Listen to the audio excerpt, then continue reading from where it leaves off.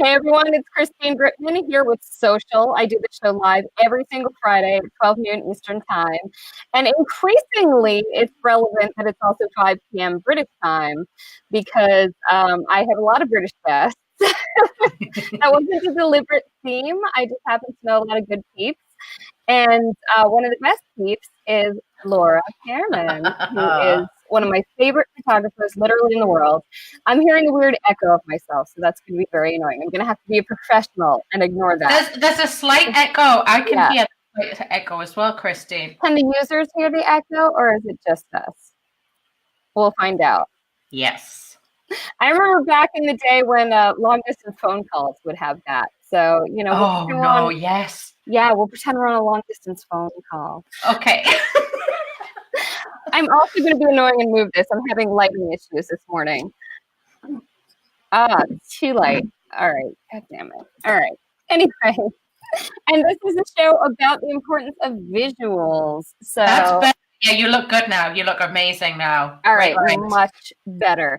Speaking of looking amazing, Laura makes me and lots of our friends look amazing because she's a fantastic photographer. And when I say headshot photographer, I don't mean just like, you with the backdrop going. I mean fun, awesome, the best headshots ever. And in fact, I want to tell a story about the first time Laura came to my awareness. But first, say hi, Laura. Sorry. Hello! Tim has just said that. He said, is the sound coming through somebody's speakers rather than their headphones? Well, I can verify I have headphones. And I know you do as well, don't you? Yeah, we just have headphones. So I don't know what's up. But anyway, it's just us. That's what matters. Yes, Laura is like my personal photographer. I like that. I have a few of those. George, I don't want to not give love to George. No. We have to spread the love. But Laura is who I use when I do in a place photograph. And the first time Laura came to my awareness was Social Media Marketing World 2017, the first time I went. And I was looking through the speaker pictures and I saw Andrew and Pete, who I didn't know yet. And everyone else had their nice, normal speaker photograph. And they looked like they had been in an explosion. They had like soot on their faces and their hair was all messed up, which if you know Pete, his hair's never messed up. So true. He could survive an atomic bomb. I haven't touched it, but and Laura is their personal photographer. She's done lots of shoots for Andrew and Pete, who are now serious international superstars. Yes, that's like true. Laura and I are now. I just did my second shoot with Laura, the first being in San Diego, the second being in her own home turf of Newcastle upon Tyne in Northern England. And I'm really looking forward to the next time, whenever it is, and we got to get you a NIAC. So Laura, let's talk about what you do. Okay, so I think a lot of people that don't know me already don't know that I actually have a previous life working in public relations and in marketing. So I think that might be why I've gravitated towards the space that we're in right now. Social media is kind of the epicenter of where all of the interest in marketing strategy is happening. And it's something that I already feel like I know about. So it was weird, though. I did all of the mistakes when I set up as a photographer, and I didn't follow all of the skills that I had. And I originally set out to be a wedding and family, like portrait photographer, babies, all that kind of jazz. And I really didn't enjoy it. And I was like, oh my God, I've invested all this money into this business and I hate it. What the hell's happening? And it was actually that same shoot, that Andrew and Pete shoot with the explosions, where I was like, hang on a minute, I know about branding. Like, I know about marketing more than the average photographer. Yeah. So why am I not blending these things and making that my main offering? So that's what I did. It took a while, took about a year or so, and slowly cut out all of the other things that I was offering as a photographer.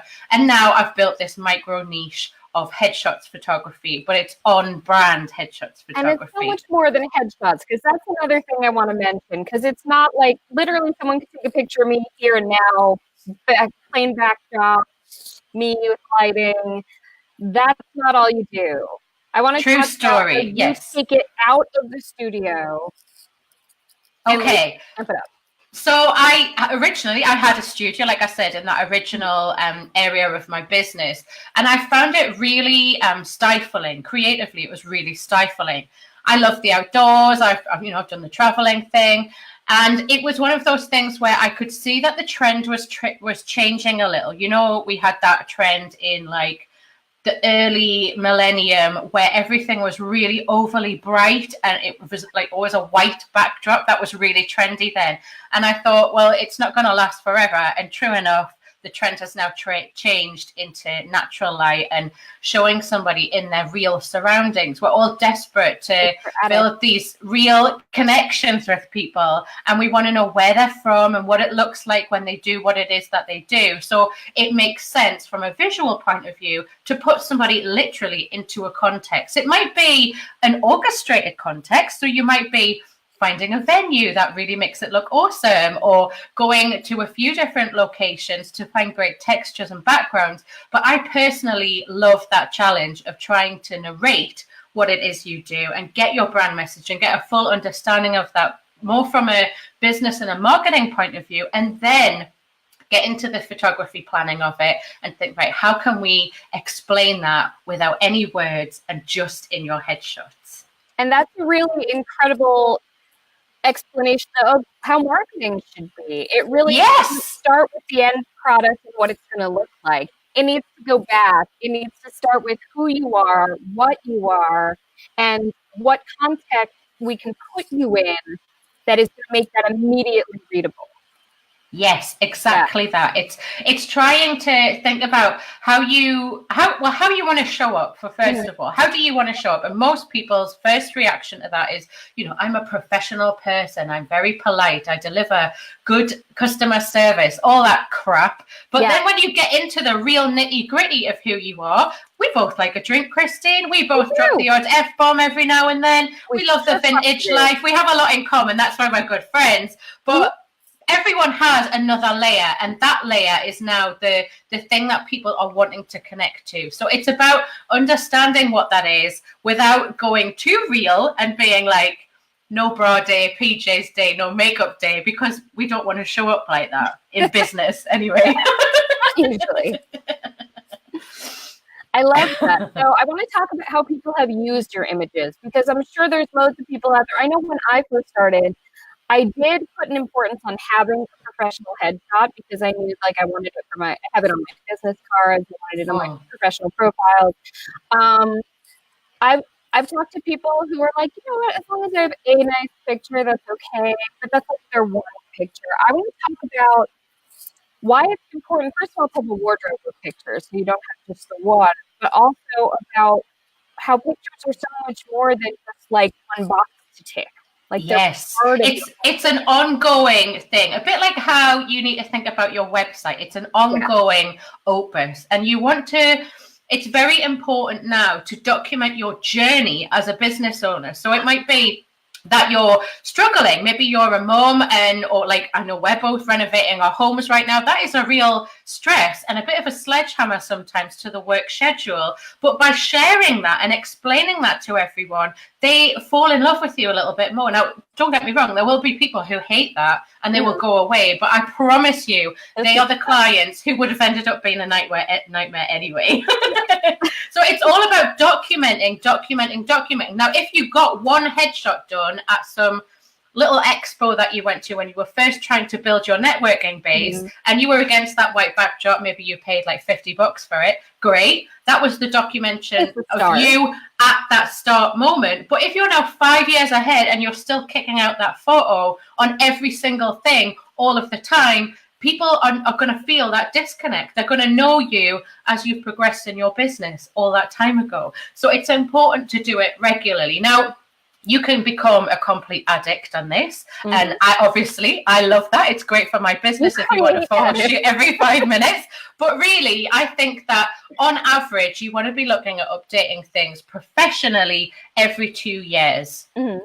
That's my recommendation to most people. And then when people start doing that, and if they have primary content like a live show like this, they might find that their audience dramatically increases and the audience wants to see more of them. So that's when you start to see a shift in an entrepreneur where they start to think, okay, so I know I'm going to be putting out a set of ads. What does that look like in a headshot session? And now we're getting people who want to shoot headshots specifically for one key marketing message. Yeah, I've had a journey with this too. As I said, when I started my business in 2016, I just had, the studio shop. Yeah. And we also did some outside, and George is fantastic. He gave me a lot of different looks that captured different elements of my personality, which was great.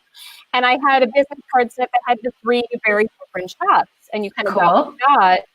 And that, I was figuring out who I was. So that was great. It was almost market research to see which one could do. Yeah. When I changed my look, when I added the red, I immediately called George, like, I need new headshots. And we did new headshots with the red. It made a difference. I did a specific headshot shoot, not headshot. I did a shoot that would be all vintage glammed up. I borrowed someone's trumpet, talking about how people need to toot their horns. Love and then that. I did you. And the shoots I've done with you are amazing. They all really illustrate parts of my journey. It illustrated, first we shot in 3D, the social media marketing world. And so much of our community that we're both a part of now in social media. Exactly. So even though I'm not a San Diego-based business, that's part of my business. That's part of the traveling part is a huge part of what you do, and it shows your prospects in your business how much work you're putting into making sure that you're on the cutting edge of what's happening right now. Like, that is a big deal. And similarly, in Newcastle, you were a speaker, so it was important to document that you've been booked as an international speaker, and we did that through a headshot session so we could maximize the way that you use those shots. You've got a couple of you delivering your talk, but actually having you in situ in a northern city in the UK at quite a chilly time, it puts across a whole other part of you being on your adventure, doing what it is that you do. And you found red things. Red things for me. There's always something red near us. Yes. That's part of my brand, and you see that. Well, let's talk about that, though. I think people can get really precious about trying to find the right brand color. So what I love about your brand is that it's just red something. And it's really easy to put that in a subtle way or in a very bold way. So that you are, like you said, I love that phrase you said where you're having a wardrobe of headshots or a wardrobe of photography. Yeah, I also might to that. A new haircut before I came to Newcastle. Yes, you did. That's true. Because it matters. If your look changes, it matters. Yeah, it really does. It's all about about having the wardrobe of headshots. I forgot, you interrupted me, my darling, and I can't remember what I was going to say now. I'm going to sit for a second and you can ask me. Different purposes. So you can use those Newcastle shots. No, we were talking about brand color. I was getting on my soapbox about brand color, wasn't I? Yeah. So I think some people get frightened. They're frightened of color. A bit like with decor, people get scared. Like, is that too bright? I can't put that on my walls. They feel that same way about using color or using a certain 2 or 3 colors in their brand. Now, yes, it is important to have parts of those colors in some of your headshots in a very strategic way and also in a subtle way, but you don't want to come across as like misread. You are misread, but we do it in a very subtle way. We bring in a red wall, or you have a red lip on, or maybe it's just your red nails or something like that. There's always a little pop of red, but it's not like you're in red, like those blue guys that play the drums. You're like, you don't want to be that guy. That is right. Yeah. And not everyone has the color. Sometimes it's not the color. It's something that they feel like. Andrew and Pete, for example, you've done loads of shots with them. And it's not a color, it's a feel. It's adventurous. It's a little bit fun. Yeah, it's a mood. With them. Yeah, so it's a mood and an energy with those guys. So interestingly enough, they are very fun and very colorful people. That is how I think you would describe them. Yes. But interestingly enough, those headshots that you referred to where they're exploding are really muted in color. And it's more about the idea of an explosive idea. They were they were building their business Atomic, and we ended up having a bit of a discussion. We did some original headshots with them on the white background, and Pete came back and he was like, it just doesn't say Atomic to me. And I was like, okay, so what do you want? Shall I just blow you up? Like, I was really sass-mouthed with them. And they're like, oh, wow, yeah, let's do that. So we had to like hide all the smoke alarms in my studio and find all these smoke bombs and things.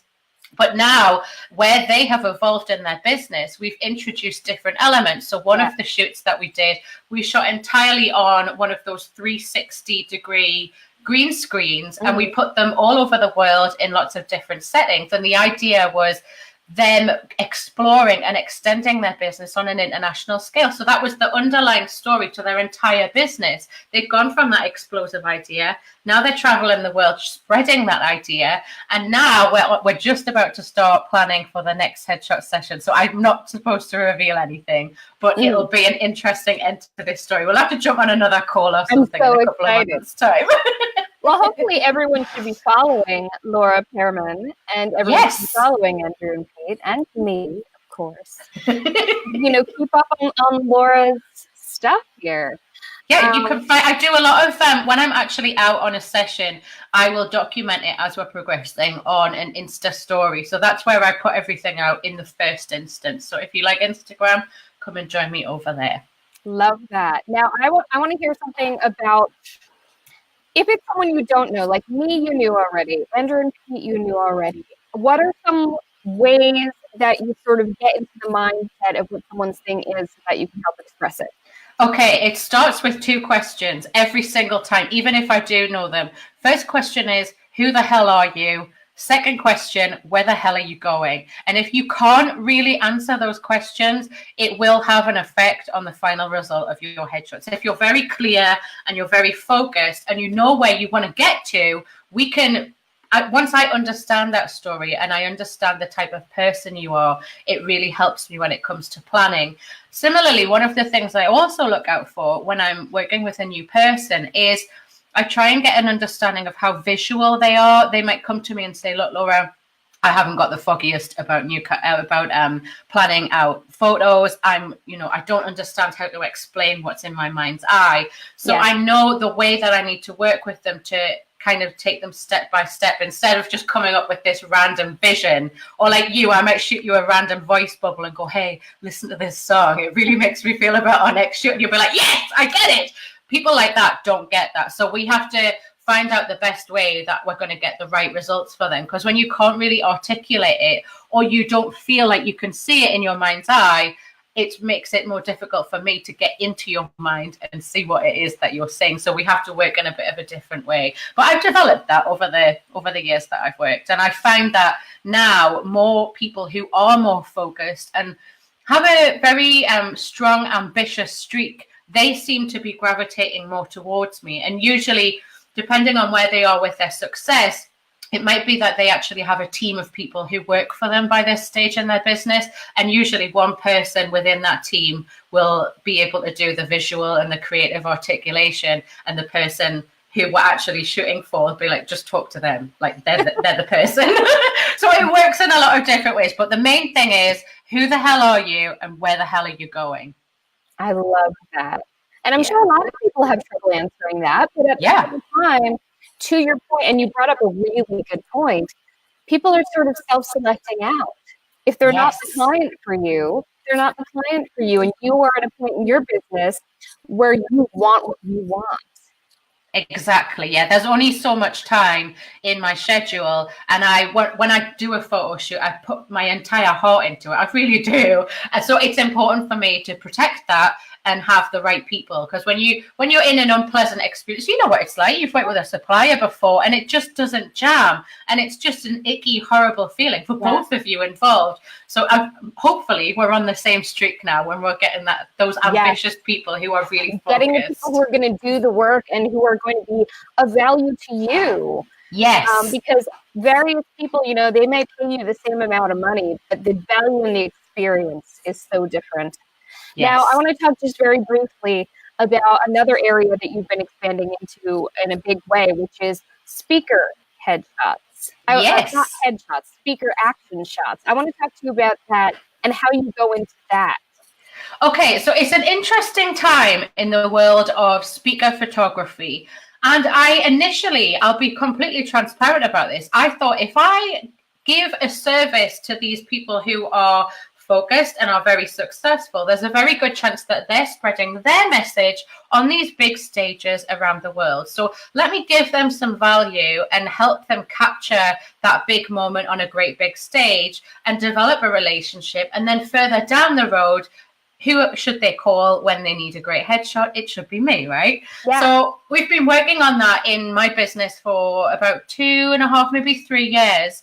And it's worked interestingly in that I've made these great contacts and a lot of people are referring to me, but actually a very low percentage of the speaker photography clients convert into headshots clients. Now, it might be early days. You know, I am a looks photographer, I am high end, so it might be that it just takes a little bit longer, but it's interesting, the data on that side. Now, I still think that it's important to add value where possible. And when you're trying to build out your network, that is a great way to put yourself above that, you know, crowd of people going like, do a selfie with me. You don't want to be just in that crowd to that person or that influencer. You want to make sure that you present yourself. Yeah, you're the influencer. You want to present yourself. I want a selfie with all the influencers. Well, you can get the selfie, but you want to have the selfie after the proper conversation. I'll my make note view. of that. I was excited because people were trying to selfie with me at the past couple conferences I've been to. I'm like, okay, I'm that person now. Maybe that's the sign of success when people want to do a selfie with you and it's not just like a drunken selfie. So yeah, back to the speaker photography. The idea behind that is the same. So you should be putting out your headshot. Your official headshot should be on your profile picture across all social media. And then you want to be, while you're documenting your journey as a successful entrepreneur, you want to make sure that you have a speaker page, because that's where all of the bookers and people who are hosting these events want to go to see what kind of talks you've already done, to try and see how big audiences you've had, like how many people can you really command in a room. And that's where the scale shot comes in. So there's very definite trends right now in speaker photography. And people who are very focused are, right, okay, Laura, if you want to catch me at this event, it's a big deal for me. I need this shot, this shot, this shot, and this shot. And there's a very clear shot list. So usually the scaled out shot of them itty bitty and tiny is the one that they'll use on the landing page, so that there's loads of dead space, there's that giant big audience, and then it'll be like, right, see where else I've worked, watch my speaker reel, find out what my rock star rider is, all that business will be on the landing page. And then when you go in, then you see the tighter crops of somebody actually delivering their talk. And this is why it's important to hire a professional speaker photographer. Now, you can get your mate to sit in the front row and like hold the phone up and get the shots here, but they're all going to be the same angle, like the up the nose angle, which you got to be pretty hot to pull that off. I'll be honest. So yeah, it's important. If it's a big stage, I think it's worthwhile you think about investing if speaking is on your priority list of how you want to spread your message and build your network as an entrepreneur. Absolutely. I love that. And we're going to wrap up soon. So people think about questions you want to ask Laura, Sure. if any. But in the meantime, I want to get into the last thing, which is your Love Your Selfie, which is brilliant because, you know, on the surface of it, you're not saying have me photograph you, you're saying have you photograph you. But on the other hand, you're training future clients to get comfortable. So it's all about okay. So it's a bit of a passion project in that it's about self-confidence. So you're not going to book a professional headshots photographer and drop a few grand on a headshots photo shoot if you really feel low about yourself and you hate having your picture taken. So there is a whole bunch of people in the world that I will never be able to help because they have these hang-ups. Now, I originally thought, okay, if I can't be the photographer that's telling people to use these crazy good cameras that are in their phone, because that's going to put me out of a job. But then I actually thought about it a little bit more and thought, no, this is all about self-confidence through selfies. So for about a year, I started playing around with shooting my own selfies. I think it's very similar. Like the cobbler's children has no shoes. Like the headshots photographer doesn't have a lot of headshots. So I thought, okay, let's just do some selfies while I'm out and about. And I found that it really brought up a lot of stuff that I have with me and my own self-confidence, my attitude about myself. So we've researched it. We spent a year, all of last year, testing this through a free challenge. And we found that women within the demographic of about 29 to like 55 love this. They freaking love this. They love that there's a community of people encouraging them along with their selfies. And they love that they're having a positive effect on their daughters. Usually these women seem to have daughters, and they want to spread the positive self-love message to their daughters through selfies. Like, what young girl doesn't like shooting selfies? Right? Really, find me that girl. So my daughter's 4 and she's already yeah, let's do a selfie. So can I take a picture of my breakfast? And the idea with this as well, Christine, is if I can make people feel better about themselves, that's great. Job number 1, that is a great way. Like, and when I'm a little old lady on my deathbed, I want to know that I made some people feel better about themselves. But point number 2 is the self-confidence thing. It also fits in with what we were talking about before with headshots, where you're documenting your life. We can't all afford to have a professional photographer be there when we wake up, document us doing our day, and then leave at nighttime. I mean, I would love to have that in terms of, like, you know, a hairdresser on call, a makeup person on call, but I wouldn't pay that for a photographer. So the idea is I'm with a lot more people. It's a much lower price point, and we can build on self-confidence and phone photography skills together. I think that's wonderful. And also then, first of all, they have as a goal there that they would eventually like to have them done by you, because they've stopped kind of hating how they look on pictures. They figured out what works for them, and they're like, oh, I can look good.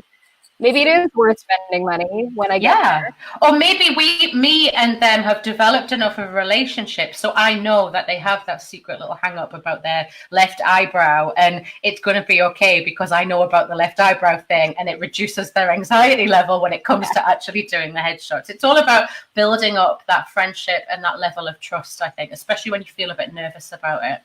Yeah. And I've had a lot of photo shoots in various times, and I have to say, a photo shoot with Laura is the most fun you'll ever have. And you're quick too. It's amazing. You get the feel. You keep the momentum going. You don't like set up a shot for a year. Yeah, that's boring. Time and then it's like, okay, so now smile. Yeah, it's all about just having fun and feeling the moment, because what I'm looking for when I do that, I'm prepared to share this hot photographer secret with you, is I'm trying to catch you off guard, but looking good and happy and feeling positive off guard. And that is when you get the beautiful moment. So if we're just goofing around together and there happens to be a camera like here and here sometimes, I want you to forget about that and just be with me and be the real you. And then that's when we'll get the moment. All right. Now, one of the best opportunities for people to get to shoot with you if they're not in Newcastle is that you travel, you go to conferences and stuff. So where are you going to be coming up? Nice intro, Tim. Yeah, good question, Tim. That was right on the money. So far, I'm actually going to try and do a new idea where I go on tour. So usually I go to other events and I'm like a satellite service around those events. So far this year, I'm in discussions on a few that I can't confirm. I will be at Upreneur, which is in London, in November, and I've had a few that are prior to that, but I can't confirm them yet. And also next year, you're already booking people for Atomicon 20. Yeah, Atomicon and Social Media Marketing World as well. We have a wait list going for both of those, if you're stateside or if you're international and you're going to those events. But I want to try and get into this thing where I mean, if anybody's out there watching and they have a cool idea about this, I'm really open to listening to what they say.